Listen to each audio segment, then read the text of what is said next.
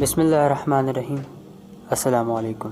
امیر مختار کی زندگی اور کربلا کا بدلہ۔ مشہور ہے کہ جناب مختار پہلے ہجری میں پیدا ہوئے۔ حضرت مختار کی کنیت ابو اسحاق اور لقب کیسان تھا۔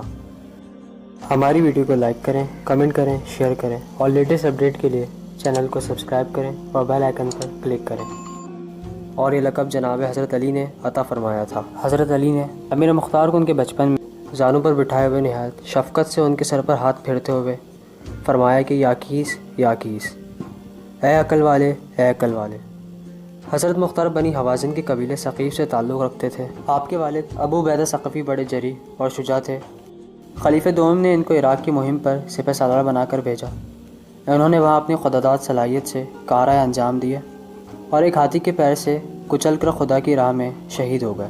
حضرت علی نے فرمایا کہ جب یہ دنیا میرے بیٹوں کو شہید کر دے گی تو ایک شخص بنی ثقیف میں سے ہوگا جو میرے بیٹوں کا بدلہ لے گا اور اس کا نام مختار ہوگا۔ جب کربلا کا واقعہ ہوا تو امیر مختار کو حاکم کوفہ نے قید کیا ہوا تھا۔ قید میں امیر مختار کو جلاد نے چاہا کہ قتل کر دے تو امیر مختار نے کہا کہ تو اس امر سے قاصر ہے، کیونکہ خدا نے مجھ سے قاتلین کا قصاص لینا ہے اور میں ابھی خدا کے حکم سے زندہ رہوں گا۔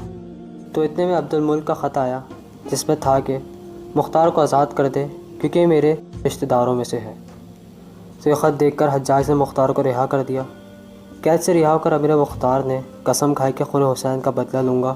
بدلے کے حصول کے لیے امیر مختار پہلے ابن زیاد کی فوج میں شامل ہوئے، جہاں پر انہوں نے مکے پر چڑھائی کرنے والے حسین بن نمیر کے عظیم لشکر کو شکست دی، لیکن اس فتح کے بعد ابن زبیر نے مختار سے کیے ہوئے سارے وعدے توڑ دیے۔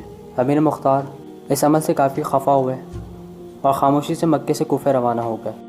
ان سب میں آپ کو پھر سے قید کر لیا گیا، لیکن کچھ ہی عرصے بعد آپ کو خدا کے حکم سے رہائی مل گئی۔ امیر مختار نے پھر کوفے میں خروج شروع کر دیا۔ جب آپ کی فوج میں ابراہیم بن مالک بھی شامل ہو گئے تو طے پایا کہ 14 ربیع اول کو روز جمعرات خروج کریں گے۔ مختار نے حکم دیا کہ کوفہ کی گلیوں میں یا نصارت الحسین کی منادی کرا دیں اور جنگ کا باقاعدہ آغاز ہو گیا۔ کچھ روز کی جنگ کے بعد امیر مختار نے فتح حاصل کی اور مختار نے حکومت سنبھالی۔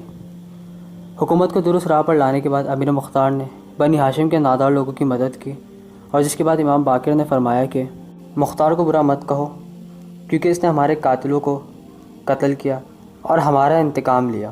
اس کے بعد امیر مختار نے قاتلین سے بدلہ لینا شروع کیا، جس میں سب سے پہلے عبداللہ بن اسید اور مالک بن بشیر کا قتل کیا۔ اس کے بعد نافع، حارث، خولی، زیاد، شمر، حرملہ اور پھر عمر سعد کو واصل جہنم کرا۔ قاتلین نے خون حسین کے قصاص کے بعد امیر مختار نے حکومت کو اور وسیع کرنا چاہا، لیکن ابن زبیر نے کوفے پر حملہ کر دیا جس میں آپ کو بہت نقصان پہنچا۔ آپ کے خاص عہدیدار شہید ہو گئے، جس کے بعد آپ کے فوجیوں نے بھی آپ کا ساتھ چھوڑ دیا اور آپ کوفے میں کل 4 افراد کے ساتھ ابن زبیر کے لشکر کے ساتھ لڑتے رہے، جس میں آپ نے ان کے نامور لڑاکوں کو مار ڈالا، لیکن اس جنگ میں آپ کو شکست ہوئی اور آپ شہید ہو گئے۔ آپ کی شہادت 15 رمضان المبارک کو واقع ہوئی۔